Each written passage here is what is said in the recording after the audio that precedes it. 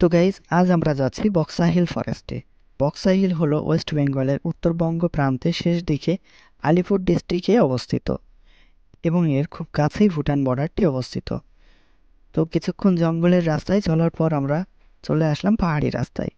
আর হ্যাঁ, যদি আপনারা কেউ এখানে আসতে চান তাহলে একটা কথা মাথায় রাখবেন, এখানে আসার জন্য অবশ্যই গভর্নমেন্টের পারমিশন দরকার। আরেকটা জিনিস, এখানে মোবাইলে নেটওয়ার্ক তো থাকে না বললেই চলে। তাছাড়া অনেক সময় এখানে রাস্তায় হাতি বার হয়। তো আমাদের এখানে আসতে তেমন কোনো সমস্যার সম্মুখীন হয়নি আমরা। এখানে পাহাড়ের রাস্তাগুলো দেখতে পাচ্ছ কতটা ঢাল। তো এখানে অনেক ভালো ড্রাইভারের দরকার, যিনি পাহাড়ে গাড়ি চালানোয় অনেক দক্ষ। গাইস, আমরা পাহাড়ে প্রায় হাফ চলে এসেছি গাড়িতে করে, এবং হাফ বাকি আছে, যেটা আমাদের হেঁটে উঠতে হবে উপরে, কারণ সামনে আর রাস্তা নেই। কিছু করার নেই, আমাদের হেঁটেই উঠতে হবে। তো গাইস, সামনে যিনি যাচ্ছেন উনি হলেন আমাদের হেলথ ইনভেস্টিগেটর। এই গরমের মধ্যে পাহাড়ে এত বড় ব্যাগ নিয়ে ওঠা অনেকটা কষ্টের। এখনও প্রায় 4 কিমি মতো যেতে হবে লেপচাখাতে পৌঁছাতে গেলে।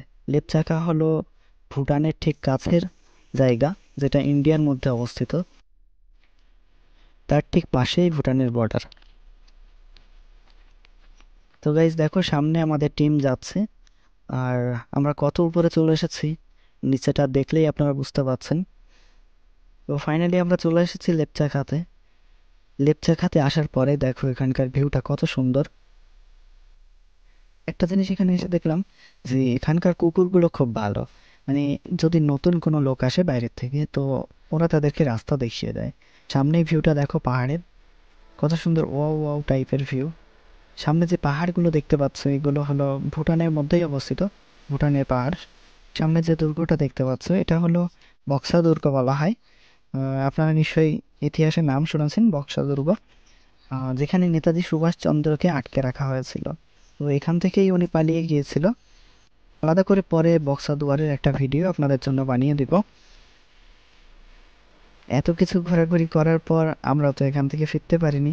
তো একটা রিসর্ট নিয়ে এখানে থেকে গেলাম, এবং একটা জিনিস, এখানে প্রায় প্রায় রাতেই বৃষ্টি হয়, আর রাতের ওয়েদার না অনেকটা ঠান্ডা মতো থাকে। তো গাইজ, আজকের ব্লগটা এখানেই শেষ করছি। ভালো লাগলে একটা লাইক অবশ্যই করবেন, আর যদি মনে করেন তাহলে একটা সাবস্ক্রাইব করে দিবেন।